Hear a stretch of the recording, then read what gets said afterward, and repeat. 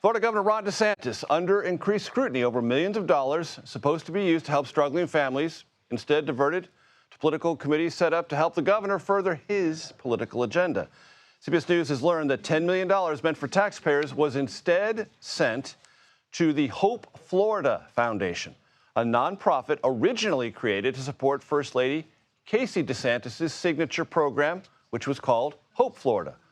Part of this money was put toward Governor DeSantis' successful political fight against the constitutional amendment that would have legalized recreational marijuana in Florida. CBS News Miami investigative reporter Jim DeFede joins me now.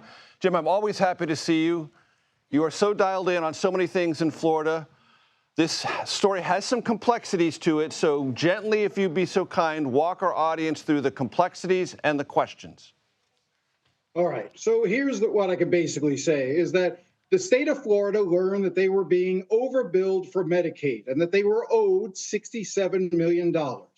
And the Ron DeSantis administration told that company, okay, return $57 million to the Florida taxpayers and send $10 million to the Hope Florida Foundation. Now, under state rules and laws, you are supposed to reveal any details of a settlement with a company that you're returning money to the state of Florida to. They never reported the $10 million to Hope Florida Foundation. That came out later.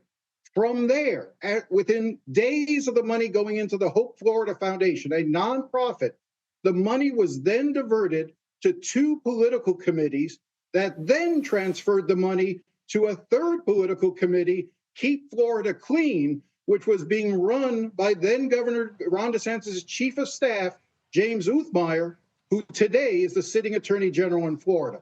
And they used that money, it is believed, to fight the marijuana initiative.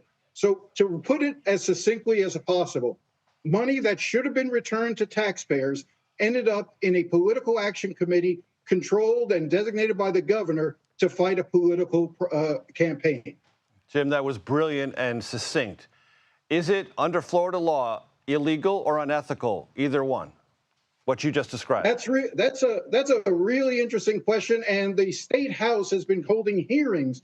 Nobody is willing to go as far as to say there's criminality for sure, but in speaking to the chairman of the committee that's investigating this, a Republican chairman, mind you, he does say that the Department of Justice and the U.S. Attorney for the Northern District of Florida should look into this because this was Medicare dollars, partly federal dollars that should have been returned to the state of Florida and were not.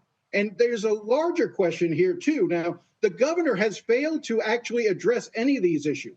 Hope Florida was the signature program by Casey DeSantis. And as you know, there's been a lot of speculation that Casey DeSantis wants to run for governor. And she was going to use her work with Hope Florida as the springboard, the launching pad to say, look at the good work I've done during my term as First Lady. I should be governor. Now, she hasn't declared, but there are people who think that she will. And she was going to use Hope Florida. That raises then the question of what does Hope Florida really accomplish?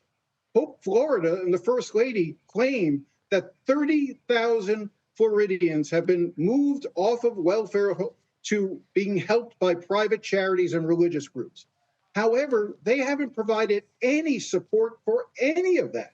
In fact, the chair of the committee that I interviewed, a Republican from Pensacola, Alex Andrade, makes clear that there is no metrics by which they've been able to ascertain whether Hope Florida has actually worked. I think we have some of that sound. We can play it for you now. I could not tell you if Hope Florida, the operational arm, has done anything to assist Florida families beyond what state employees were supposed to already be doing. I was shocked to find out this week that other than this $10 million in illicit money they received, they'd only raised about $2 million so far in their entire existence, and they'd only written $500,000 worth of grants. Now, I'll tell you that Andrade, the state representative you just saw, is planning on holding several hours of new hearings this week and is threatening to even issue subpoenas to the now Attorney General if he needs him to testify if he won't come in voluntarily. That phrase, illicit money, is probably going to ricochet around Tallahassee and other parts of Florida. Jim DeFede, as always, I thank you, sir. Thank you.